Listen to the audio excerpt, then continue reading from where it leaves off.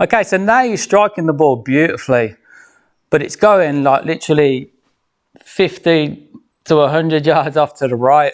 Okay, that was the biggest question that I received, you know, multiple times, and I've explained it in videos before, the reasons why, and I'm just going to go back over it again. So you got a firm understanding of what to do and what not to do. Because there's a few reasons why this ball is now going to go to the right. You're striking it solid, but off it goes. What you don't want to do, there's some really bad instruction out there with other types of clubs that are claiming to be similar to this one, which they're not. You don't want to try and compensate, okay? You don't want to try and close the face coming down. You don't want to try and bow your wrist coming into the ball. You don't want to feel like you're rolling your hands, because guess what? When you go back to your regular golf club, you're then going to hit it 100 yards in the opposite direction. You know, that's what most people have been experiencing with the wrong type of instruction with this type of shaft. There's only a very few people that know how this shaft works. Obviously, me, you know, I know a hell of a lot about this shaft. And there's a few others who, you know, provide some great instruction on how to use these clubs properly. Pete Cowan, for example, tour coach, he's been using these with his players since I brought them out in 2016. You know, he's given me a great understanding of how the shaft actually works in the golf swing. You know, not just for rhythm and tempo, but it's got a lot more to offer than that. It really helps with the path of your downswing and helps you to identify any issues in that and how to correct it. And it gives you great feedback because you can hit balls with it. And this year, 2022, it's a new design on the 7-iron. Also, these are now conforming to the rules of golf. The 7-iron, the wedge and the putter are conforming to the rules of golf. So you can put these in your golf bag, use them on the golf course, pull them out, have a practice swing, hit shots with them, play golf with them. No other swing trainer on the planet is like that. There's nothing else out there that you can hit a ball with like the GForce and be able to play legally in tournaments. How good's that? So you're striking it beautiful, but you're hitting it 50 to 100 yards off to the right. What is going on? All right, now, please don't do what other golf companies are telling you to do with these types of club. Okay, there are others out there, and the instruction that comes with them is extremely destructive. So basically, what you don't want to do if you're hitting this club off to the right is you don't want to start compensating by closing the face at the top of your swing, or trying to close and rotate the forearms and close the face coming down and try and bow your wrist coming into the ball. Because when you go back to your regular 7-iron, as a lot of you have probably experienced, you're then going to hit it 100 yards to the left. All right, and that's not very nice. So basically, we don't want to manipulate the club on a downswing. The reason why it's going off to the right is because you've got some issues in your transition, which is the most important part of the swing. So I'm going to go through 4 points now in the right order. So you're going to be able to troubleshoot and tick each one off the list and get to the point where you are hitting the swing trainer straight. And then when you switch back to your regular club, you're doing exactly the same thing. And when you're using these swing trainers, I recommend hitting 10 shots with the swing trainer, 10 shots with your regular club, and then work down. So then you go 9 shots swing trainer, 9 shots regular club, and then eventually get down to 1 shot swing trainer, 1 shot regular club. Okay, so when you're starting out, start with the high reps, and then as you get better and better, come down to the single reps, you know, or 2 or 3, and then switch. That's a good way of doing it. Because you're able then to transfer the feels that you get from the swing trainer straight over into your regular club. You get rid of all of the destructive swing thoughts, and then you're basically playing golf through feel. All right, that's how we play the best, when we're feeling and when we're not thinking. And that's what these swing trainers and the training are really going to help you out with. Okay, so reason 1, why are you hitting the swing trainer to the right? Okay, so it's to do with the transition and swinging over the top. That's the first thing. This is going to be the highest percentage of golfers' problems with this club, because most golfers swing over the top, as you know, they swing out to in. And what happens with a really, really super flexible golf shaft is the shaft droops. So basically what happens is it droops downward. Okay, as the shaft droops downward, because when you swing more out to in, it tends to want to do that a lot more. So as the shaft droops down, the lie angle of the golf club flattens, and when the lie angle of the golf club flattens, the face of the club aims to the right. Okay, that is the main reason why you would be hitting this swing trainer to the right, because you're swinging over the top. So if you go and check out my transition video, also Garcia talks a hell of a lot of sense. You know, if he was a golf coach, he'd be one of the most simplest talking golf coaches out there, and everybody would get it, because we need to take a leaf out of his book. He shallows the club more than anybody on the planet, and he's talking about the first move down, about holding the shoulders back, pull the arms and club down, pull it down. Okay, you've got to get it down into the delivery position. Now from there, we can turn through and swing the club on plane. If you swing this golf club on plane, the shaft will not droop as much, and you will keep the club face square.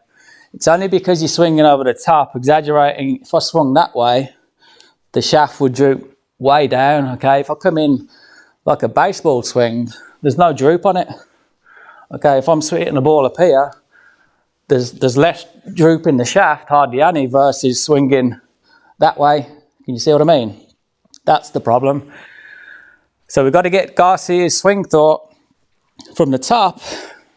Keep the shoulders back, pull the arms and club down, pull it down, keep the arms tucked in, and then use the ice skater twirling physics, where their arms tuck in and they spin faster. We're going to use the ice skater twirling physics by tucking the arms in to clear the hips out the way automatically. So that is number one, swinging over the top. You're going to droop the shaft, the lie angle flattens, the face opens, you miss to the right.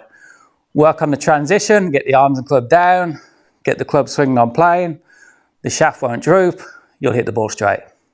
That's number one. Do not, at any point of your golf swing, manipulate your wrist in any way to prevent the face from opening. Because if you're swinging over the top and then you've been given some instruction to close that face, bow the wrist coming down, lean the shaft forward, and you're still coming over the top, which is the main problem, you're going to hit it so far left when you pull out your normal golf club. So we have to fix the main problem, which is the transition, the over the top move. We have to shallow the club, pull the arms down, puts less droop on the shaft, club face stays square, hit the ball straight. That's it, number one. Okay, second reason why you're going to hit this club off to the right. So you've got a nice swing path, you're coming down on plane, but it's still far enough to the right. You know, why is that? You've checked yourself out on video and it looks pretty good. It's because of your transition again, all right? But this time, it's getting too quick, it's getting too aggressive, you're doing it too early. So what's happening is, as the club is swinging back, as it's still on its backswing, you're trying to bring it down too soon. Okay, you're trying to rush the transition. Now, the GForce shaft is like super flexible, about twice as flexible as a lady shaft. So it bends a lot, but it's also got more torque than a normal shaft, so it actually twists a bit as well.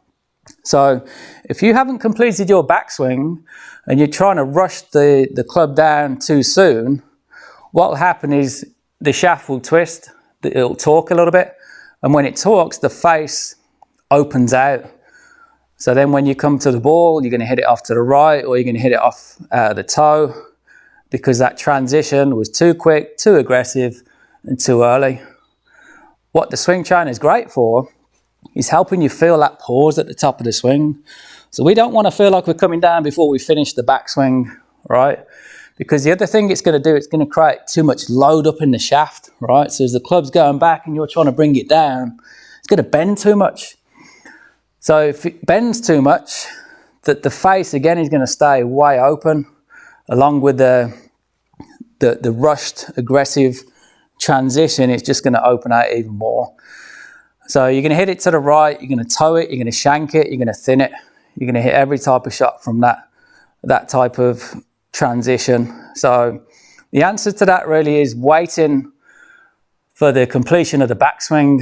You know that there's like you feel a bit of a pause when you're hitting it well on the range or on the course, you feel like when you get to the top, your arms are sort of floating up and they just come into almost like a standstill before you transition down. So you've got to wait for that shaft to load, wait for your wrist to cock.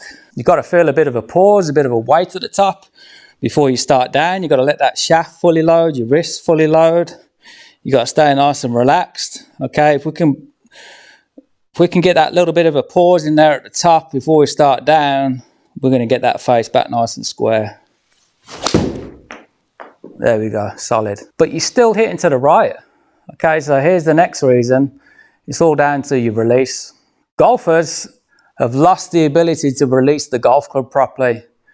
There's a lot of instruction out there telling you to lean that shaft forward, bow this left wrist, and everybody's coming into the ball like this, right?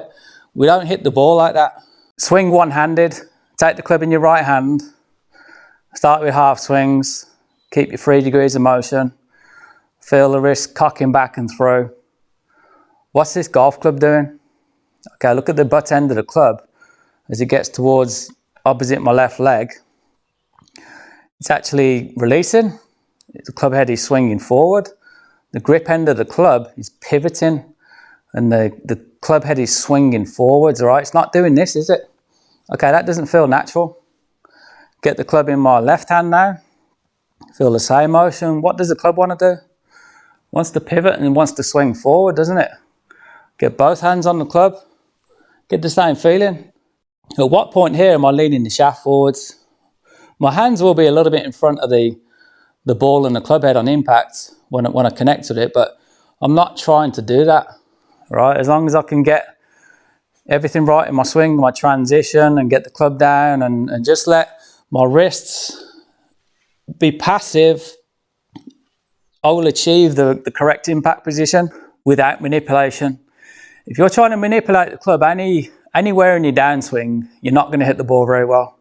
Because once you transitioned, once you got to the top, kept the shoulders back and pulled down on that golf club, from that point, pulling down, you need to let your swing go on autopilot.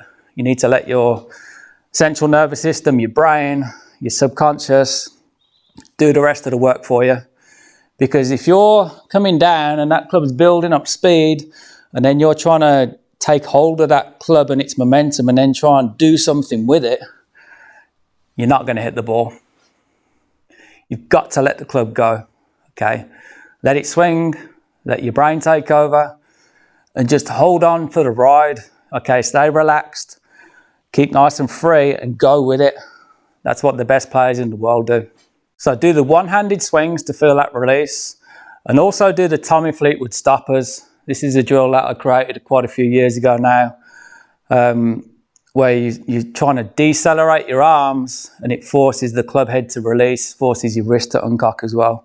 So let me demonstrate the Tommy Fleetwood stoppers, and then that will really improve your release, give you much more compression, solid ball striking, and lots of club head speed.